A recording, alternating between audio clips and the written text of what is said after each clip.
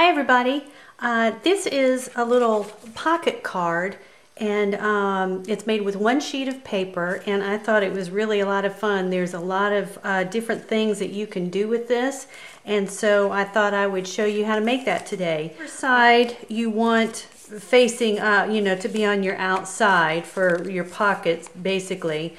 That's the side that you'll place down on your board.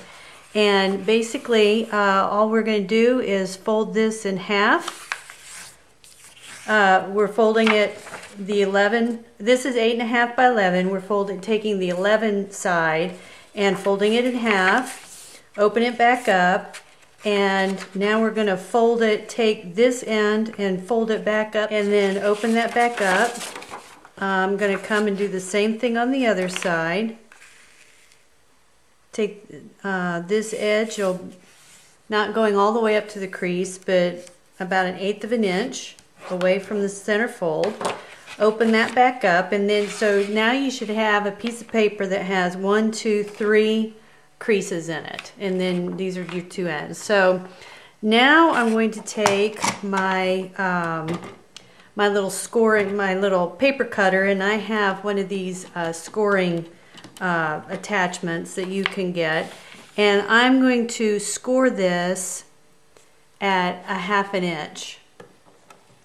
And one thing I have discovered with these this little black attachment is you really don't need to press down very hard. I've kind of torn paper before, getting a little anxious, and actually that I might have just done it again, but anyway, so we're gonna score with the really light touch 1/2 inch. And now what I'm going to do, because we're going to want to fold these up, and I have trouble when trying to fold that small little piece. So I'm going to take my metal ruler, and this has a cork back, so I'm just going to turn it over. It's really thin, and it has a really nice edge, and I'm going to lay the edge right up against that score line, and I'm just going to take my hand and go underneath and just kind of press it up against the ruler, and that gives a really nice fold. And start in the center and just kind of fold it out. Okay, I'll do the same thing on this side. So now when you fold this back towards the center, that's what it should look like. Okay, so now what we're going to do is fold these corners down, and again, I'm not going all the way up to the crease. I'm leaving about 1/8 of an inch,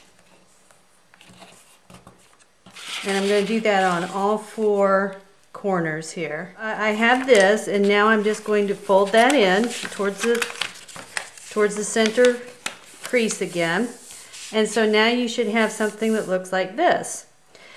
So now I'm going to pull my little scoring one more time, and we're going to do 1/2 inch at the top. Score another 1/2 inch at the top, and again with a light touch. So what I'm going to do now is turn it over, lay my ruler again on that score line,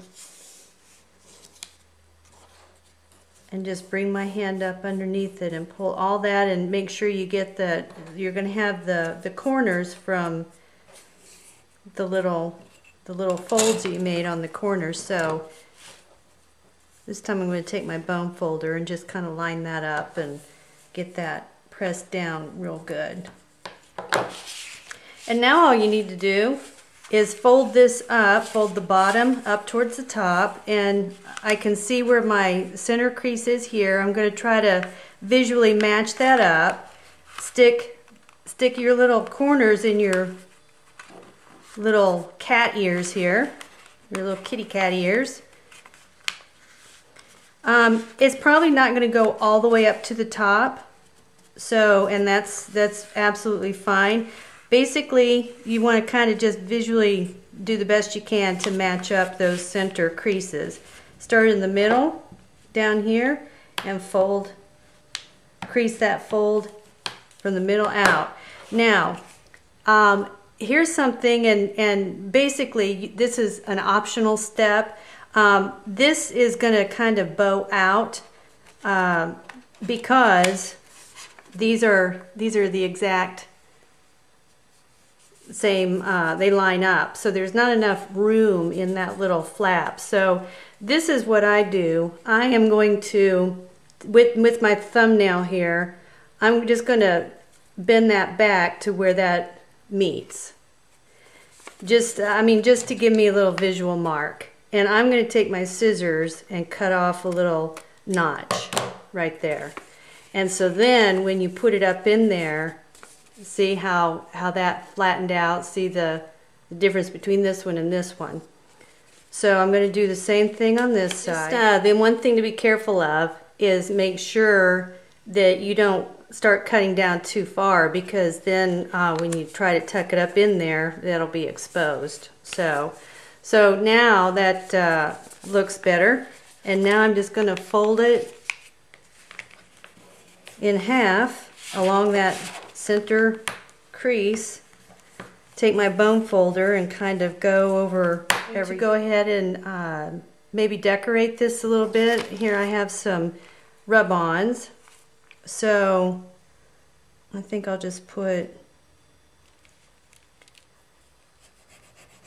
a little rub-on down here in the corner. Okay, so you can put someone's initial on here. Like I said, you can rubber stamp. You can take a little tag and staple it on the front. I mean, it's endless. You can tie a ribbon around there on the edge. Okay, so here are some ideas that I had for what to put inside. Well, one thing you can do, I have a little tag that I already stamped and put a little background on it. So I think what I might do is just write